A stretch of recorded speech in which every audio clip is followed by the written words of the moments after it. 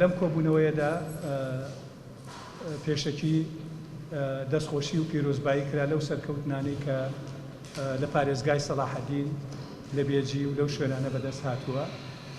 پیرۆزبایی لە هەموو هێزەکان کە بەشداریان لەم سەرکەوتنانە کردووە و هەروەها لێرەدا پێمان خۆشە کە ئاگادارتان بکەینەوە لە کەرکووکیشەوە هێزی خۆبەخش لە خەڵکی کەرکووک بە تایبەتی خەڵکی ناوچەکانی حەویجە و ڕیاض و ڕەشاد و عەباسی و زاب بەشدارن لەو هێزانەی کە ئەمڕۆ لەو ناوچانەدا منتیقەکە ڕزگارەکەن.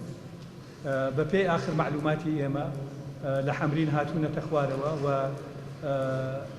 لە دێی ڕەمڵ ئەمڕۆ هێزی عێراقی لێیە و هێزەکانی داعش شکێنراون و دوورخراونەتەوە و بۆ ئەو کەسانی نازانن ڕەمڵ کوێیە ئەوە دێی شێخ ئەنوەر عاسیە کە دۆستێکی خۆشەویستی هەمومانە.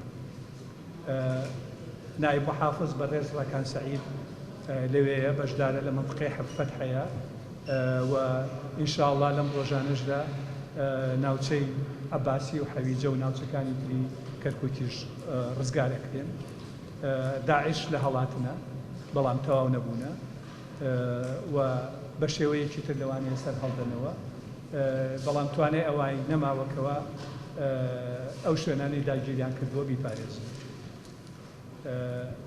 لێرەشەوە ئێمە برایانی هێزی پێشمەرگە پۆلیس و ئاسایش تاکید کرایەوە لەسەر پاراستنی جەبهەکان بەهێزکردنی ئەو جەبهانەی کە پێشمەرگە ئەمڕۆ لێیەتی و هەروەها پاراستنی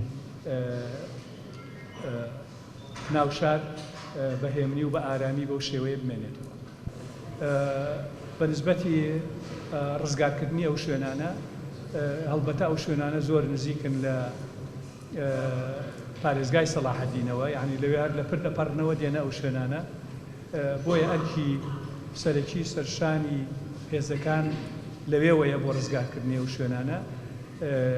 خۆتان ئەزانن پێشمەرگە ئەو بڵاوبوونەوە زۆرەی پێشمەرگە بەرەو ئەو شوێنانە پێویست نییە و لەوانەیە سوودیشی نەبێ زەرەری هەبێت.